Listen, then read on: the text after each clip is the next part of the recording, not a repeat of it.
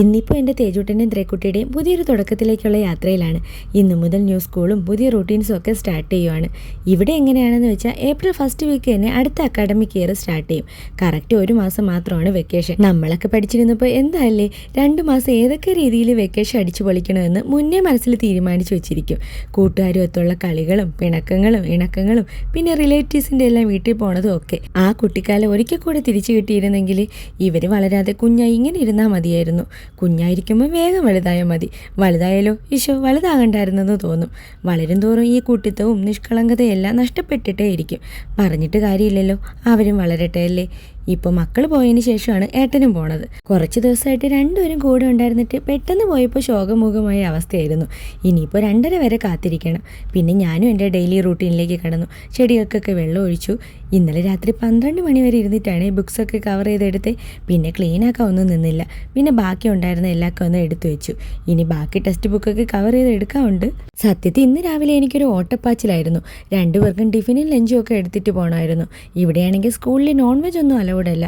രാവിലെ 2 പേരെയും കുളിപ്പിച്ച് എടുത്ത് വന്നപ്പോൾ സമയം കിട്ടാത്ത പോലെ ആയിരുന്നേ. ഫസ്റ്റ് ദിവസമായതുകൊണ്ട് ഏട്ടനെ ഹെൽപ്പ് ചെയ്യാനുണ്ടായിരുന്നു. ഇനി കുറച്ച് ദിവസം ആകുമ്പോൾ എല്ലാം ശരിയാകും. അങ്ങനെ ക്ലീനിങ് ഒക്കെ കഴിഞ്ഞ് പിന്നെ ബ്രേക്ക്ഫാസ്റ്റ് കഴിക്കലാണ്. പഠിക്കുന്ന സമയത്ത് ഹോസ്റ്റലിൽ എത്തുന്നതിന് മുന്നേ വരെ എൻ്റെ ബ്രേക്ക്ഫാസ്റ്റ് പഴങ്കഞ്ഞിയായിരുന്നു. ഇപ്പോൾ പിന്നെ അത്രയും ആഗ്രഹം തോന്നുമ്പോൾ മാത്രം കഴിക്കും. അതിനുശേഷം ലഞ്ച് പ്രിപ്പറേഷനാണ്. മീൻകറി ഒരു സൈഡിൽ റെഡി ആയിക്കൊണ്ടിരിക്കുന്നു. അടുത്തത് മാത്രമുള്ളൊരു കറിയാണ്. അവിയലും അല്ല തോരനും അല്ല, ഇങ്ങനെ നല്ലപോലെ ഉടഞ്ഞു കുഴഞ്ഞിരിക്കുന്നതാണ് ഇവിടെ ഉള്ളവർക്ക് ഇഷ്ടം. അങ്ങനെ അതും റെഡിയായി.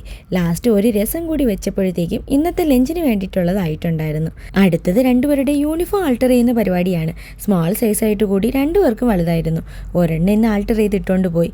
ഇങ്ങനെയുള്ള ചെറിയ ചെറിയ പണികളെ എനിക്ക് ചെയ്യാൻ അറിയാവോളെ. അതിനൊക്കെ എക്സ്പേർട്ടായ ആൾക്കാർ എൻ്റെ 2 അമ്മമാരും പിന്നെ എൻ്റെ അനിയത്തിയൊക്കെയാണ്. കുഞ്ഞിലെ പാവകൾക്കൊക്കെ ഉടുപ്പൊക്കെ സ്റ്റിച്ച് ചെയ്ത് എടുക്കുമായിരുന്നു. പിന്നെ എൻ്റെ ആ കഴിവങ്ങ് വളർന്നില്ല. അങ്ങനെ ജോലികളൊക്കെ കഴിഞ്ഞപ്പോൾ എൻ്റെ കുഞ്ഞുമണീസുകളും വന്നു. അവിടെ നിന്ന് തന്നെ അവരുടെ ഫസ്റ്റ് ഡേ എങ്ങനെ ഉണ്ടായിരുന്നു എന്നൊക്കെ പറയുന്നതാണ്. വഴി നീളെ കാര്യം പറച്ചിലായിരുന്നു. വീടെത്തിയിട്ടും തീർന്നില്ല. ഇന്ന് മ്യൂസിക് ക്ലാസ് ഉണ്ടായിരുന്നു എന്ന് അതിൻ്റെ ആക്ഷൻ കാണിക്കുന്നതാണ്. എന്തായാലും യൂണിഫോമൊക്കെ മാക്സിമം നീറ്റായി ഇരിക്കുന്നുണ്ടായിരുന്നു. പിന്നെ തേജൂട്ടനും പിന്നെ ഫസ്റ്റ് സ്കൂൾ ബസ് യാത്രയുടെ സന്തോഷത്തിലാണ്. അപ്പോൾ ഇനി ഫ്രഷ് ആകണം, ഫുഡ് കഴിക്കണം. അപ്പോൾ ബാക്കി വിശേഷങ്ങളുമായിട്ട് പിന്നെ കാണാം.